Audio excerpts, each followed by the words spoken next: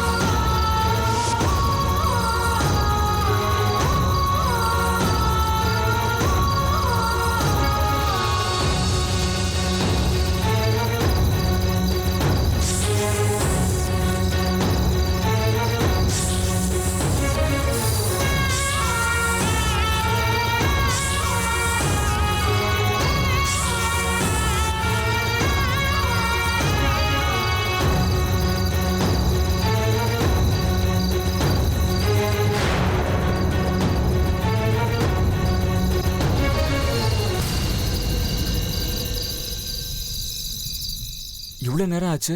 இந்த பொண்ணு மல்லி எங்க போனா? இந்த காட்டுல எங்கேயாவது தொலைஞ்சு போயிட்டாலா என்ன? இந்த நேரத்துல அவளை எங்கேன்னு தேடுறது?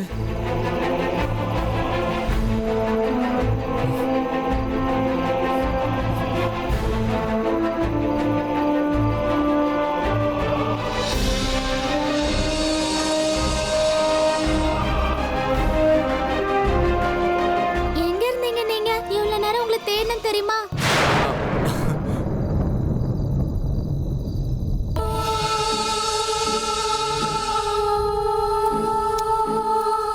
ஏய் கள்ளி, திடீர்னு மாயமா மறைஞ்சிட்டு என்ன எங்க போனான்னு கேக்குறியா நீ? முன்ன என்ன கீழே இறக்கி விடுங்க. என்ன கீழே இறக்கி விடுங்க. விட மாட்டேன்.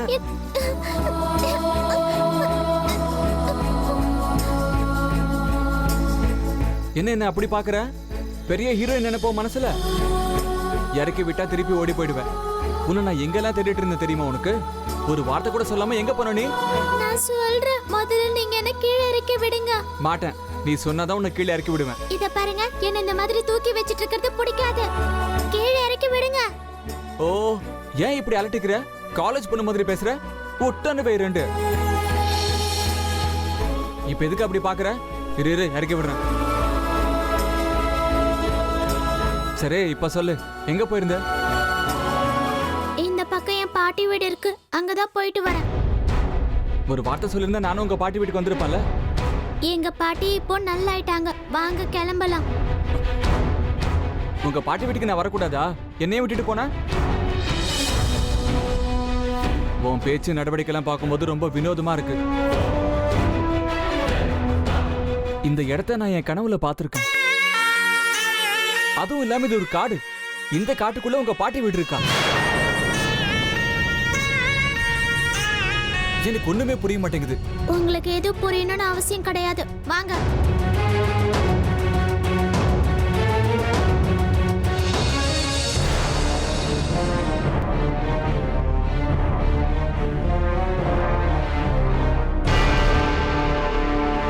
ஹே மல்லி, என் கேள்விக்கு இன்னும் நீ பதில் சொல்லவே இல்லை. என்ன புரியக்கூடாதுங்கிற?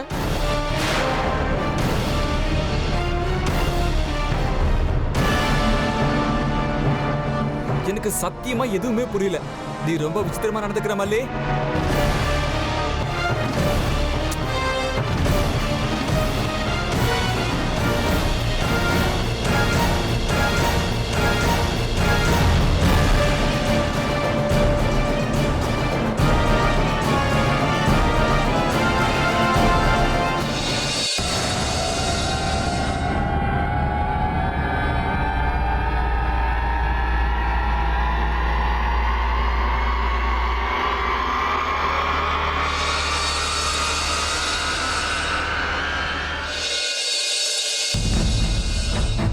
வரி ராஜி, அவ வரவே மாட்டா. உங்க வார்த்தைய நம்பலாமா? நம்புங்கறல்ல, நான் சொன்னது அப்படி நடக்கும். அவ திரும்பி வர வாய்ப்பே இல்லை.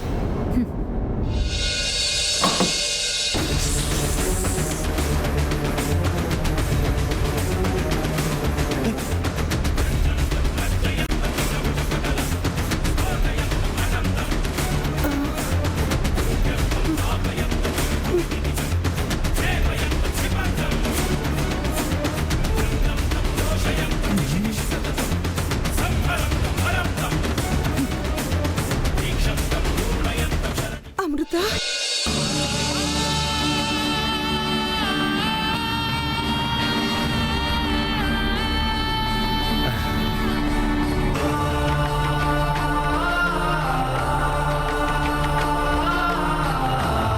அமிர்தா, நீ எங்கம்மா போயிருந்த?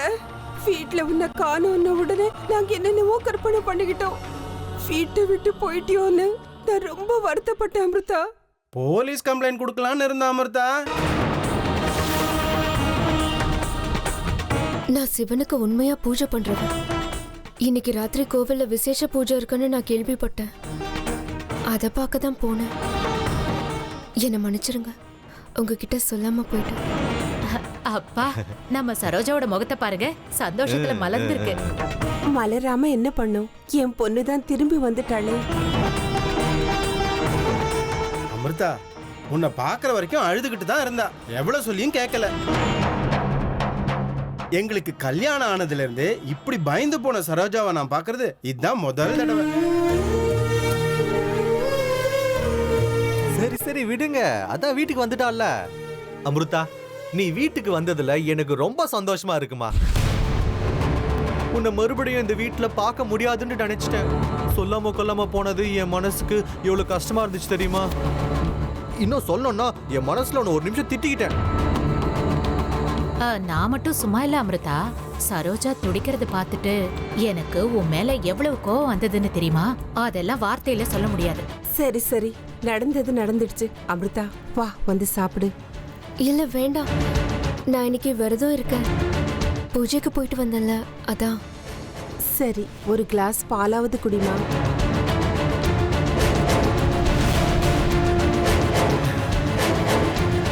இவ்வளவு ஸ்டைலா கூட்டிட்டு போறா பாரு. சோத்துல விஷத்தை வச்சு 3 பேரையும் அப்படி தூக்கினோன்னு தோணுது. ராஜி, இவ கெட்டியா பிடிச்சுக்கிட்டா அவ்வளோ ஈஸியா விட்டுட்டு போக மாட்டான். இப்ப நம்ம என்னங்க பண்றது? இந்த தரித்திரம் பிடிச்ச பொண்ணுக்கு நம்ம வாழ்க்கை தான் கிடைச்சதா நாசம் பண்றதுக்கு? புருஷனும் பொண்டாட்டியும் அவ மேல வச்சிருக்கிற சென்டிமெண்ட்டை பார்த்தா எங்க அவளை லீகலா தத்து எடுத்துருவாங்களோன்னு பயமா இருக்குங்க. ஏய், என்ன பேசுற ராஜி? தத்தெடுக்கிறதா? பின்ன என்னவா? அவ திரும்பி வந்ததுக்கு அப்புறம் அவளை எப்படி கொஞ்சம் கொலாவனாங்கன்னு பாத்தீங்க இல்லையா? இல்ல, இந்த பாசம் எந்த கணக்குலங்க சேரும்? அவ குலம் கோத்திரம், அவ எங்க இருந்து வந்திருக்கான்னே தெரியாது. இத்தனை வருஷம் எங்க வாழ்ந்தானும் தெரியாது.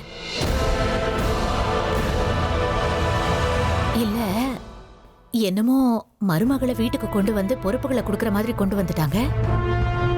அவங்களுக்கு நம்ம மேல சந்தேகம் வந்துதான் இப்படி பண்றாங்களோன்னு தோணுது. எதையும் சொல்ல முடியாது ராஜி. நம்ம ஒரு வேலை பண்ணலாம். இவ்வளவு இப்படிலாம் விட முடியாது. எவ்வளவு சீக்கிரம் முடியுமோ அவ்வளவு சீக்கிரம் வீட்டை விட்டு துரத்திடலாம். ரோட்ல இருந்து வந்தவ திரும்பவும் ரோட்டுக்கே போயிடணும். சம்பந்தமே இல்லாம சொத்துல கை வச்சா இவளுக்கு என்ன ஆகும்னு நம்ம இப்ப காட்டணும்.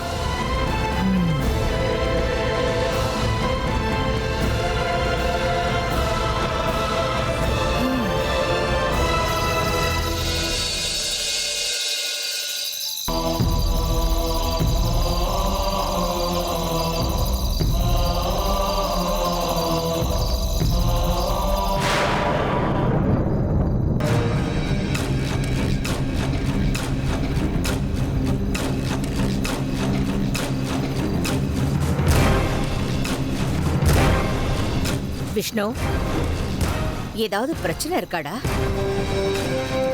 இல்ல நாங்க யாராவது ஏதாவது தப்பு பண்ணிட்டோமா? என்னாச்சும்மா? ஏன் இப்படி கேக்குறீங்க?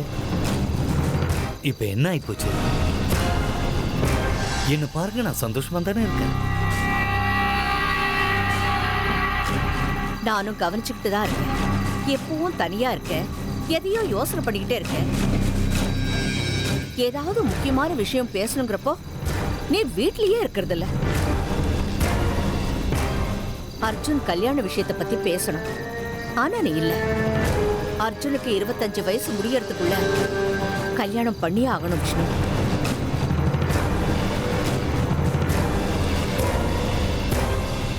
அம்மா, இந்த வீட்டுக்கு நீங்க தான் பெரியவங்க. உங்க முடிவுக்கு யாரும் கேள்வி கேட்க மாட்டாங்க. நீங்க எதை செஞ்சாலும் அது இந்த குடும்பத்தோட நல்லதுக்கு தானே எல்லாருக்கும் தெரியும். அர்ஜுன் கிட்ட நான் கல்யாண விஷயத்தை பேசுறதுக்கும் ஒரு தகப்பனா நீ பேசுறதுக்கும் நிறைய வித்தியாசம் இருக்கு விஷ்ணு.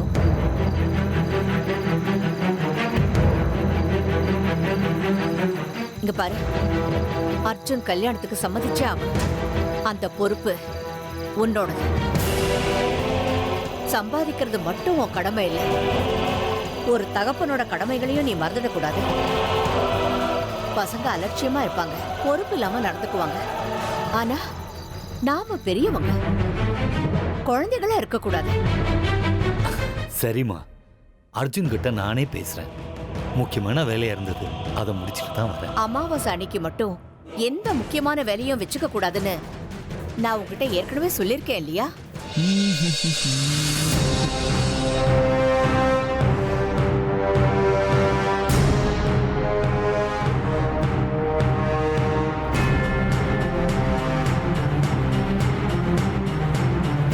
எங்கடா போயிட்டு வர?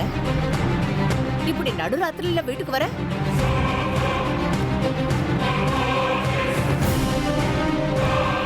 என் மனசு படுற வேதனைய ஏன்டா நீ புரிஞ்சுக்க மாட்டேங்கிற? ஏன் இப்படி எல்லாம் பண்ற? நான் எங்க போயிருந்தேன்? அப்பாதான் என்ன கூட்டிட்டு போனாரு. வேணும் அப்பாவே கேளுங்க. காலையில நான் அப்பா கூட ஆபீஸ்க்கு போனேன். போர் அடிச்சதுன்னு அங்கங்க சுத்தாத, ஆபீஸ்க்கு வான்னு சொன்னாரு. அதனால தான் போனேன். வேணா கேட்டு பாருங்க.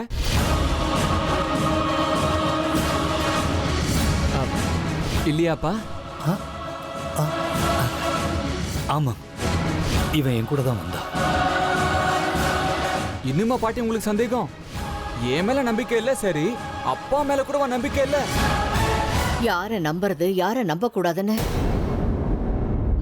எதுவுமே எனக்கு புரியல. சரி, ஆபீஸ்க்கு போன் போட்டு கொடுக்குறேன், நீங்களே கேட்டுக்கோங்க.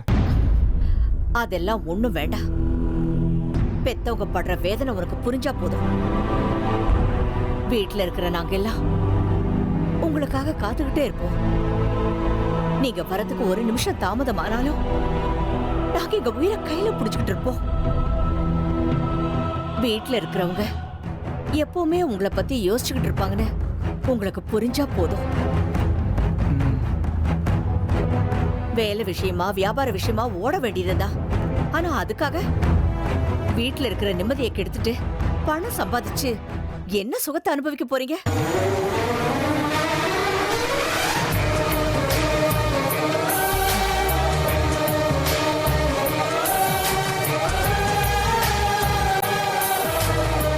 ஏம்மா, எனக்கு சாப்பாடெல்லாம் வேண்டாம். ஒரு கிளாஸ் ஜூஸ் கொண்டு வா, நான் ரூம்ல இருக்கேன்.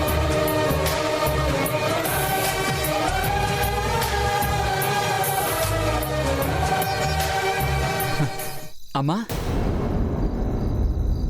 என் பிள்ளையோட பேச்சுல எந்த அளவுக்கு உண்மை இருக்கு, எந்த அளவுக்கு பொய் இருக்குன்னு எனக்கு நல்லாவே தெரியும்டா.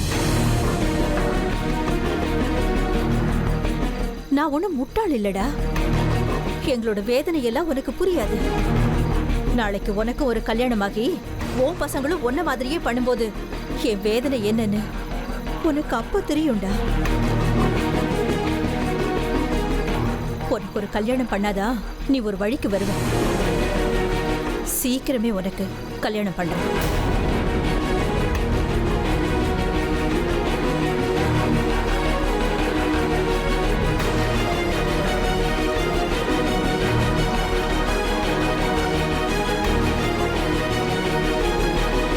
நான் உன்னை காரணம் எதுவும் கேட்கலாமா?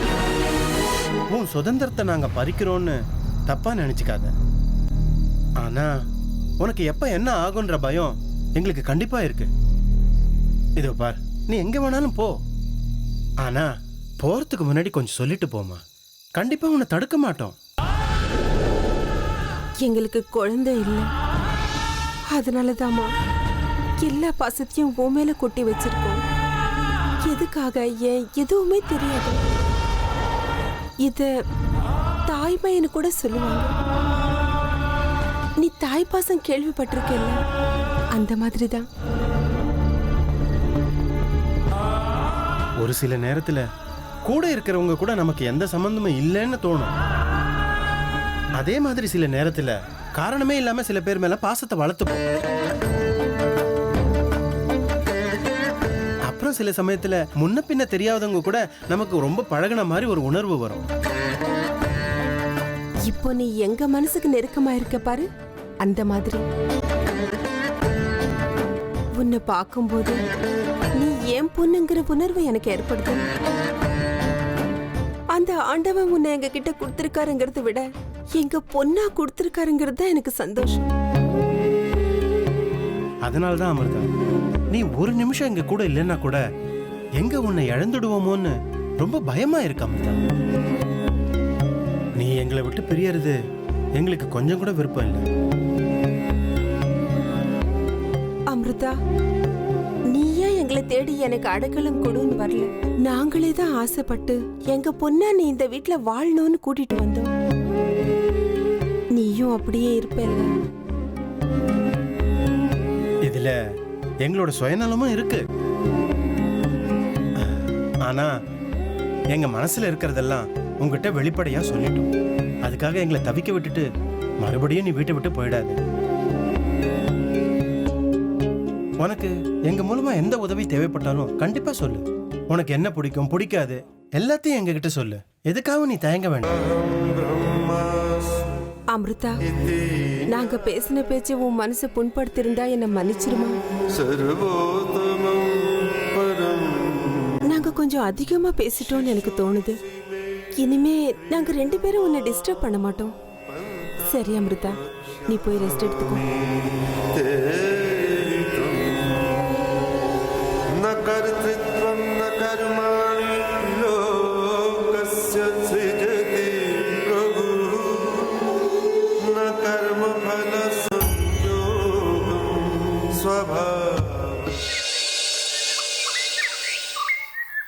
பாம்பு, பாம்பு! அம்மா, அம்மா! அர்ஜுன் சார் கார்ல பாம்பு இருக்குமா?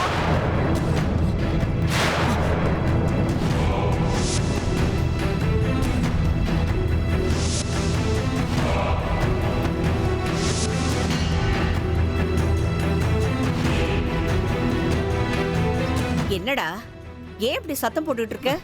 பாம்பு பார்த்தம்மா. அர்ஜுன் சார் கார்ல பாம்பு இருக்கு. என்னது? பாம்பா? ஆமாமா, கார்ல பாம்பு இருக்கு. நீ ஒழுங்கா பாத்தியா? காருக்குள்ள எப்படி பாம்பு வரும்? எப்படி வந்துச்சுன்னு தெரியலம்மா, ஆனா காருக்குள்ள பாம்பு இருக்கிறத நான் பார்த்தேன். ஐயோ கடவுளே, என்னப்பா இதெல்லாம்? ஏற்கனவே இந்த வீட்டுக்கு சர்ப்பதோஷம் இருக்கு. இவன் என்னடானா அவன் காருக்குள்ள பாம்பு இருக்குன்னு சொல்றான். பாட்டி, நீங்க இவன் பேச்செல்லாம் நம்பாதீங்க. ராத்திரி ஏதோ கெட்ட கணம் வந்திருக்கோம், அதே ஞாபகத்துல வந்து வளர்றான். காருக்குள்ள எப்படி பாட்டி பாம்பு? இல்லங்க ஐயா, நான் ஒண்ணு கனவு கண்டுட்டு வந்து சொல்லல. காருக்குள்ள பாம்பு இருக்கிறத பார்த்துட்டு வந்து தான் சொல்றேன். ஏய், நீ எதுக்கு தேவையில்லாம கார் டோர் ஓபன் பண்ண? உனக்கு என்ன வேலைங்க? தினம் காரை கழுவுற மாதிரி இன்னைக்கு காரை கழுவலான்னு தாங்க போனேன். பார்த்தா பாம்பு இருக்குங்க. ஏய், கண்டதையும் பேசி வீட்டில் எல்லாரையும் பயமுறுத்தாத. என் கார்ல பாம்பு வரதுக்கு வாய்ப்பே இல்லை. ராத்திரி நான் தானே காரை ஓட்டிட்டு வந்து டோரை லாக் பண்ணி மேலே போய் படுத்தேன். பாட்டி, போயும் நீங்க இவன் பேச்ச போய் நம்புறீங்களே? பாம்பும் இல்லை, ஒன்றும் இல்லை. இவன் சும்மா உங்க எல்லாரையும் பயமுறுத்துறதுக்காக சொல்றான். அவன் பேச்சை நம்பாதீங்க. நான் சொல்றதுல உங்களுக்கு நம்பிக்கை இல்லைன்னா என் கூட வாங்க, நான் காட்டுறேன். சரி நடப்பா, அங்க என்னதான் இருக்குன்னு பாத்துடலாம். அம்மா, நீயும் ஏமா பாட்டி மாதிரி பண்ற? என் கார்ல பாம்பெல்லாம் எதுவும் இல்லம்மா.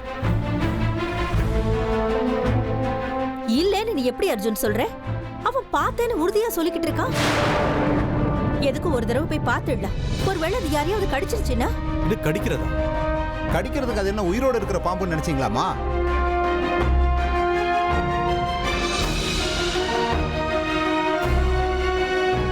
செத்த பாம்பை துணியில சுத்தி வச்சிருக்காங்க. கார் சீட்ல இருக்குமா அது?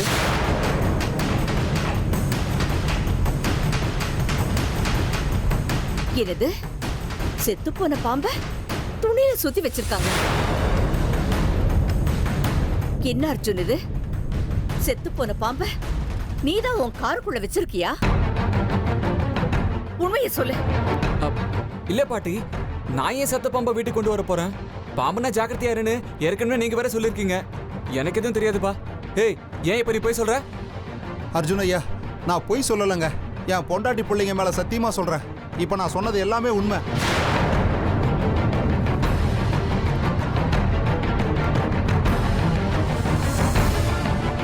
சரி, வாங்க போய் பாத்துடலாம். எங்க பார்த்த வந்து காட்டு.